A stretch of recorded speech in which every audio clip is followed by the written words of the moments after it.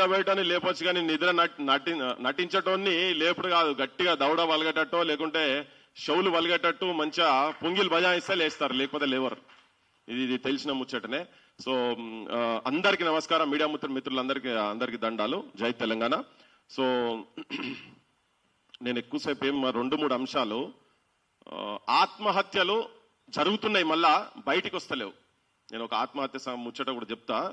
ముఖ్యంగా ఇప్పుడు ఈ రోజు పెట్టిన దాని అంశం సంబంధించినటువంటిది అయితే 563లో దాదాపు 60 పైన SC/B సామాజిక వర్గానికి సంబంధించినటువంటి అంశం వాళ్ళకి రావాలి. టోటల్ పోస్టులు దాదాపు 660 పైన 6660 దాంట్లలో దాదాపు అన్ని పోస్టులు గ్రూప్ 1, గ్రూప్ 2, గ్రూప్ 3, ఎక్స్టెన్షన్ ఆఫీసర్లు, అదే సిపిడి, హెల్త్ డిపార్ట్మెంట్ అన్ని కలిపితే రాక కొన్ని ఏళ్ళ స్వతంత్రం వచ్చిన తర్వాత ఇంత పెద్దగా రిక్రూట్మెంట్ ఒకటే సామాజిక వర్గానికి నష్టపోవడం జరుగుతున్నది తెలిసి తీర్పు వచ్చిన తర్వాత, అసెంబ్లీలలో మాట్లాడిన తర్వాత ముఖ్యమంత్రి కూడా అన్ని తెలిసి కూడా మాట్లాడిండు. కానీ ఆయన అన్న మాటనే ఎందుకు అమలు చేస్తలేడు?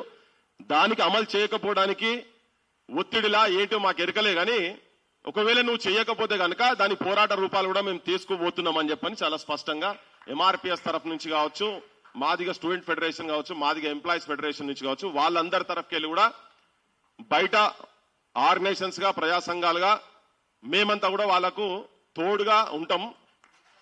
చాలా సమాచారం ఇప్పటికే కింది దాకా పోయింది. ఒక చిన్న నేను విషయం ఇక్కడ, దీనికి పొలిటికల్ విల్ ఎందుకు ఒక అజిటేషన్ ప్రోగ్రామ్ తీసుకోబోతున్నాం అనే చెప్పడానికి గల కారణం చెప్పేందుకు నేను చెప్తున్నా. అంటే ఈ తప్పుల తడక TGPSC అనేది తప్పుల తడక ఉందేంది కాదు, అన్ని చేసేటి అన్ని తప్పులే చేసింది ఇప్పటిదాకా.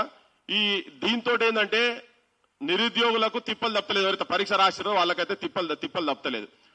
ఒక మాట మీ ముంగట చెప్పదలుచుకునే ప్రజలు కూడా వినాలే, యువకులు కూడా వినాలే, నిరుద్యోగులు వినాలి. ఏంటంటే మొన్న మధ్యలో ఈ జీవో 29 గురించి జరుగుతున్నటువంటి అంశం కావచ్చు, తర్వాత ఈ రిజల్ట్స్ ఇచ్చిన తర్వాత అన్ని సామాజిక వర్గాలకు సంబంధించినటువంటి వాళ్ళు అందరు కలిసి ఒక బీజేపీ సంబంధించినటువంటి ఒక పార్లమెంట్ సభ్యుని మెంబర్ను పిలిపించుకున్నారు. అన్న మా గోసలకి ఇట్లున్నాయి, జర దయచేసి మీరు ఎవరన్నా ఢిల్లీలో వకీళ్లతో జర మాట్లాడమని చెప్పని పిలిపించుకున్నారు. వకీళ్లతో, ఎందుకంటే వాళ్ళు అంతకుముందు వకీళ్లతో మాట్లాడతాము, ఢిల్లీలో వకీళ్ల ఫీజులు ఎంతైనా మేము పెట్టుకుంటామని చెప్పిండ్రు. కేంద్ర ప్రభుత్వం మాది కాబట్టి మేము ఇన్ఫ్లుయెన్స్ చేస్తామని చెప్పి మాట్లాడుతందుకు ఆయన చెప్తే ఆయన వచ్చిండు, కొంతమంది దగ్గరకు వచ్చిన తర్వాత రాగానే ఏం చేసిండంటే, ఆయన చాలా పెద్ద మనిషి, ఆయన వకీల్ సాబ్ అంటారు, ఆయన నేను పేరు చెప్పదలుచుకోలే, ఈజ్ వకీల్ సాబ్ అంటే మీ అందరికీ అర్థమైపోతుంది.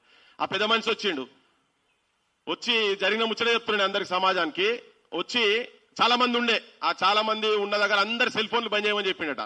అందరు సెల్ ఫోన్లు బంద్ చేసారు. సెల్ ఫోన్లు బంద్ చేసినాక, ఎందుకే మీరు ఇదంతా ఎందుకు చేస్తున్నారు, ఇదంతా ఏది అయ్యేది కాదు, సచ్చేది కాదు, మీదంతా అరణ్య రోదనము, అడవిలో మొత్తుకున్నట్టే, మీరు ఏం చేసినా గానీ ఏం కాదు అంటారా. గట్లెట్లన్నా మీరు గట్లంటే ఎట్లా అంటే, ఈ ముఖ్యమంత్రి పోయి ఢిల్లీలో అందరినీ కలిసిండు, CJ ఆఫ్ ఇండియా కాడికెళ్ళి కలిసిండు, అందరినీ మేనేజ్ చేసి పడేసిండు. ఇది మొన్న హైకోర్టు వకీల్ ఇంట్లో పైసలు దొరికినాయని తెలిసినాక ఇక నాకు కూడా ధైర్యం వచ్చింది, ఇక మాట్లాడదామని. అందరు సోల్డ్ అవుట్ అయిపోయినరు అని ఎవరు మాట్లాడుతారు? మీరు ఏం చేసినా ఏం కాదు, జడ్జిలను మేనేజ్ చేసి పడేసిండి ముఖ్యమంత్రి పోయి, అందుకే ఇన్ని నెలల నుంచి ఏం జరుగుతలేదు అని చెప్పని, ఏం జరగదని కూడా చెప్పిండట. ఒక బీజేపీ దేశాన్ని వెళ్తున్నటువంటి పార్టీ, నా పిల్లలంతా గడబడి చేస్తుంటే, ధర్నా చేస్తుంటే, ఇక ఏందో సాధిస్తా అన్నట్టుగా ఉరికొచ్చిండు.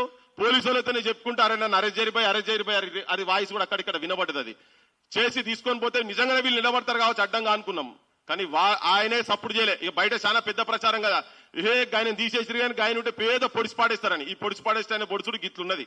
ఎందుకంటే ఇప్పుడు ఢిల్లీలో పోయి కనీసం ఒక వకీళ్లను పెట్టి వీళ్ళ తరఫుకెళ్ళైతే మరి వీళ్ళ న్యాయమైన డిమాండ్ అయినా మీరు అందరూ పార్టీలుగా బయటకు వచ్చి మాట్లాడారు కదా. సేమ్ కేసీఆర్ కుటుంబం కూడా అందరు గట్లనే బయటకు వచ్చారు.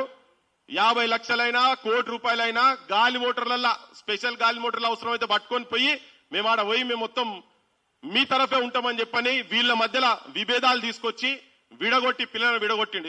నిన్న మొన్న రాహుల్ గాంధీ మాట్లాడుకుంటావా ఒక సభలో, బహిరంగ సభలో చెప్పిండు. ఏమంటాడంటే ఆయనే, అంత కాంగ్రెస్ వాళ్ళ మీటింగ్ లో చెప్తాడు ఆయన, ఈడ కూర్చున్న వాళ్ళ దాంట్లల్లా సగం మంది జనం గురించి పనిచేసేటోళ్ళు ఉన్నారు, జనం గురించి నిలబడేటోళ్ళు ఉన్నారు, జనం గురించి కొట్లాడేటోళ్ళు ఉన్నారు, కాంగ్రెస్ ఆలోచన విధానంలో ఉన్నటువంటి వాళ్ళు ఉన్నారు అన్నారు. మిగతా సగం మొత్తము ప్రజలకు సంబంధం లేనటువంటి వాళ్ళు, ప్రజా పోరాటాలు లేనటువంటి వాళ్ళు, వీళ్ళు బీజేపీ ఐడియాలజీకి సంబంధించినటువంటి వాళ్ళు ఇక్కడ సగం మంది ఉన్నారు అని చెప్పిండు. కాంగ్రెస్ మీటింగ్ లో నేను చెప్పేది, కాంగ్రెస్ మీటింగ్ లో రాహుల్ గాంధీ, ఇప్పుడు నాకు ఆంధ్రప్రదేశ్ మన తెలంగాణ చూస్తే అది నిజమే అనిపిస్తుంది. ఆయన అంటుండంటే చెయ్యోళ్ళంతా చేతిలో పువ్వులు పట్టుకున్నాడు కాదు, చెవుల పువ్వులు పెడుతున్నారు. జనానికి నిరుద్యోగులకు చెవుల పువ్వులు పెడుతున్నారు. ఈ చెవుల పువ్వులు పెట్టోళ్ళు, చేతి గుర్తోళ్ళు చెవుల పువ్వులు పెట్టుకుంటా కార్లలో తిరిగి మనకు బాయ్ బాయ్ హాయ్ హాయ్ చెప్తున్నారు. చూడండి, అర్థం చేసుకోండి. కార్లలో తిరుగుకుంటా నిరుద్యోగులకు వీళ్ళంతా అందరూ ఒకటే, వీళ్ళు మొత్తం ఈ రాజకీయ పార్టీలు వీళ్ళు ఉన్నటువంటి వాళ్ళు మొత్తం దీనికి సంబంధించిన అంశానికి అందరూ ఒకటే. ఎందుకు ఈ 60 పైన ఉన్నటువంటి ఎస్సీ వర్గీకరణ తర్వాతనే, ఆర్డినెన్స్ వచ్చిన తర్వాతనే చేస్తా అన్న ముఖ్యమంత్రిని ఎవరు ఏ రాజకీయ పార్టీ వాళ్ళు ఎందుకు అడుగుతలేరు? బయట నీ పొక్కలు చెప్తాం, ఏ గోడ దునికినవో ఎరికే, నువ్వు ఏ నంబర్లో ఏ కార్లో ఎప్పుడు పోయినావో ఎరికే, బ్లాక్ కారా వైట్ కారా అని ఇవన్నీ మాటలు మాట్లాడేది మీకు తీరుతుంది. కానీ ఈ నిరుద్యోగులకు సంబంధించిన అంశాల గురించి మాత్రం మాట్లాడతారు. ఆత్మహత్య గురించి ఒకటి చెప్తా నేను మీకు, అంటే జరుగుతున్న ఆత్మహత్యలు అందరికీ నేను నిరుద్యోగులకు మొత్తం చెప్పేది ఏంటంటే, డూ ఆర్ డై అంటారు కదా, డూ ఆర్ డై కాదు, let us do before we die. నాకు మొన్న ఒక 3 రోజుల కింద ఒక నిరుద్యోగ యువతి పోయింది, ఢిల్లీకి పోయి నాకు రాత్రి 2:30-3 గంటలకు ఒక మెసేజ్ పెట్టింది. అన్నా, నా లైఫ్ లో మొట్టమొదటిసారి నేను మా పేరెంట్స్ వదిలిపెట్టిపోతున్నా, మా అమ్మ నాయన వదిలిపెట్టిపోతున్నా. ఒక లంబాడోళ్ళ చెల్లె పోయింది, నాకు మెసేజ్ పెట్టింది, మీకు కావాలంటే చూడండి మీరు. అన్న, ఇన్ని రోజుల వరకు ఎప్పుడు కూడా మా ఇంట్లో వదిలిపెట్టలే. మా నాన్న వచ్చి నువ్వు బో బిడ్డ అని చెప్పి మహబూబ్నగర్ రైల్వే స్టేషన్ లో ఆగి పంపిస్తుంటే దుఃఖం వచ్చిందన్నా, ఏడ్చుకుంటూ పోతున్నా, నాకు ధైర్యం కావాలని. అన్నా when they going get stuff tough get going అని చెప్పాను. ఇటువంటి వాళ్ళు ఉన్నారు కాబట్టి ఇంకా తెలంగాణ ఈ మట్టిలో అటువంటి గుణం ఉన్నది. నువ్వు కొట్లాడని ఎన్నడు పోలే, ఇడిచిపెట్టి పోలే అన్నా అని పోయిందాడ కొట్లాడితే ఏం చేయాలి అర్థమైతలేదు. ఇక్కడ ఎవరు స్పందిస్తలేరు. ఎందుకంటే కేసులు పెట్టి అదే చెల్లె నాకు ఒక ఇన్సిడెంట్ చెప్పింది, నేను చూపిస్తా. రోజు రాత్రి నాగేష్ కూడా ఉండే, మనం అదేంది అశోక్ నగర్ దగ్గర తెల్లందాక కూర్చున్నప్పుడు ఒక చెల్లె ఆడ కూర్చొని చాలా నినాదాలు ఇస్తుండే, స్లోగన్స్ ఇస్తుండే. ఎందుకు బయటకు వస్తలేరు అని చెప్పేటందుకు చెప్తున్నా నేను. స్లోగన్స్ ఇస్తుంటే అమ్మాయి ఏంటంటే ఇంట్లో మీద డిపెండ్ కాకుండా ఇక్కడికి వచ్చి చిన్న నౌకరీ చేసుకుంటా సివిల్స్ ప్రిపేర్ అవుదామని చెప్పి ప్రిపేర్ అవుతుండే క్రమంలో ఆ నౌకరీ దగ్గరికి ఆ ఫోటో లేదు ఆమె అందరు ఇస్తుంటే కలెక్షన్ చేస్తుంటే, ఇంత ముందు చెప్పింది కదా 50-100 అందరి దగ్గర వసూలు చేసుకుంటున్నాం అని చెప్పండి. వాళ్ళు ఒక 500 రూపాయలు అమ్మాయి ఇస్తుంటే ఆ విజువల్ మొత్తం మా సోషల్ మీడియాలో మొత్తం వస్తే ఆ విజువల్ ను పట్టుకొని అమ్మాయి ఆ రాత్రి తెల్లందాక అక్కడ ఉండి దారుణాలో కూర్చుంటే, అశోక్ నగర్ దారుణాలో కూర్చుంటే పోలీసు వాళ్ళు వెంబడబడి ఆమె ఆఫీస్ దగ్గర పోయి, ఆ చెల్లె ఆఫీస్ దగ్గర పోయి 3-4 సార్లు పోతుంటే, సార్ మీరు ఇక్కడికి రాకండి, ఇట్లా దయచేసి నా నౌకరు పోతుంది అంటుంటే, వీళ్ళు జాబ్ పెట్టిన వాళ్ళు వాళ్ళ ఇంట్లో ఫోన్ చేసిండ్రు, మీ బిడ్డ దగ్గరికి పోలీసు వాళ్ళు వస్తారని. మరి నేను చేసిన ద్రోహం ఏంది, నేను చేసిన తప్పేంది అని అంటే ఆ ధర్నాలో కూర్చొని ఉన్నది ఏంది, ముఖ్యమంత్రి చెప్పినటువంటి ప్రామిసులు అమలు చేయమన్నటువంటి దారుణాలు కూర్చుంటందుకు ఇది చెప్పేది నేను. అయ్యింది, ఆ అమ్మాయిని ఇంట్లోకి వెళ్ళి బయటికి రానియలేదు. నీ నౌకరొద్దు, నీ చదవద్దు, పాడొద్దు, నీకు పెళ్లి చేస్తామని ఇంట్లో కూర్చోబెట్టిండ్రు. ఒక 15 రోజుల కింద అనుకుంటా, 15-20 రోజుల కింద ఆ పిల్ల ఇప్పుడు నాకు ఢిల్లీ పోయిన చెల్లెతో మాట్లాడుకుంటూ చెప్పిందంట, మీ తల్లిదండ్రులు మిమ్మల్ని ఎంకరేజ్ చేస్తున్నారు, మా ఇంట్లో నన్ను ఇంట్లోకి వెళ్ళి రాణిస్తలేరు, నీ పరీక్షలు వద్దు, నీ నౌకరొద్దు, అది అని చెప్పని అంటున్నారు, నాకు ఏం చేయాలో అర్థమైతలేదని మానసికంగా ఇబ్బంది పడి మీ అందరికి చెప్తున్నా ఏంటంటే ఆత్మహత్య చేసుకుని చనిపోయింది. ఇది నా దగ్గర ఫోటో ఉన్నది, తన ఫోటో ఉన్నది. బయట సమాజానికి తెలియనీయకుండా క్లోజ్ చేసి పడేసిండు. ప్రవళిక లెక్క ఇంకా ప్రవళిక చెల్లెళ్ళు చాలా మంది అవుతున్నారు.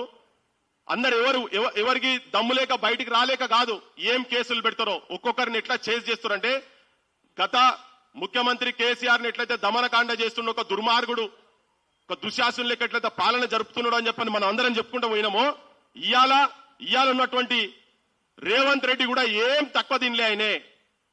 ఆయనే దొంగలకు సద్దులు మోసిండు, ఈయన దొంగలకు సద్దులు మోసుడు కాదు, వీళ్ళే దొంగలై కూర్చున్నారు. ఈయన అన్నది కదా, మాట అన్నది కదా, మా అశోక్ మీద ఏదో కేసులు పెడతారట. ఏందా మీరు అంత పెద్ద శక్తివంతులా? ఏం చేస్తారు కేసులు పెడితే? ఊకల వాడేస్తారు, 2 రోజులు వాడేస్తారు. నువ్వు మూటల కాడ పోయి బయటకు వచ్చినా కావచ్చు, ఇక్కడ ప్రజా పోరాటాలకు వెళ్ళి ప్రజా సమస్యల గురించి లోపడేసి నువ్వు బయటికి వాళ్ళు వచ్చిన తర్వాత వాళ్ళు ఎంత పవర్ఫుల్ అవుతారో ఒకసారి జ్ఞాపకం పెట్టుకో. నీకు అర్థమైతలేదు మీకు. కానీ నేను మీకు కూడా ఎంఎస్ఎఫ్ మీ అందరికి చెప్పేది ఏంటంటే, పోరాటం ఇక్కడ మధ్యలో ఆపోద్దు బాయ్ సాబ్. నిరాహార దీక్షలు చేస్తే సావననే రావాలి, బయటకనే రావాలి, అంతే. రెండు ఏదో ఒకటి సక్సెస్ ఉండాలి, ఎగ్జిట్ ప్రాపర్ గా ఉండాలి. ఇంత ముందు జరిగింది, మా అశోక్ పై కూర్చున్నాడు, మా జడ్సన్ పై కూర్చున్నారు, కానీ అట్లా బయటికి రావద్దు. ఏదో ఒకటి తేలాలి, ఏదో ఒకటి తేలాలి. ఉట్టిగా చేసి పరాస్కాల లెక్క మనం మూవ్మెంట్స్ నడపొద్దు. క్లియర్ కట్ గా చెప్తున్నా. ఒత్తిళ్లు, మస్తు ఒత్తిళ్లు ఉంటాయి. కానీ ప్రభుత్వాలకు కూడా ఇప్పుడు వాళ్ళు ఏంటంటే, మేము ఏది చెప్తే అది శాసనం అనే కాడికి పోయి కూర్చున్నారు. అన్ని రాజకీయ పార్టీలు అందరు కలిసి ఉన్నారు ఈ అంశంలో. ఇంతమంది మొత్తుకుంటున్నా కానీ గొంతులు ఓంగా ఊర్లలో పొంట, అరే ఒక్కొక్కరు ఇంత గిన్నెళ్ళకెళ్ళి ఇంకా నడుస్తూనే ఉన్నదా?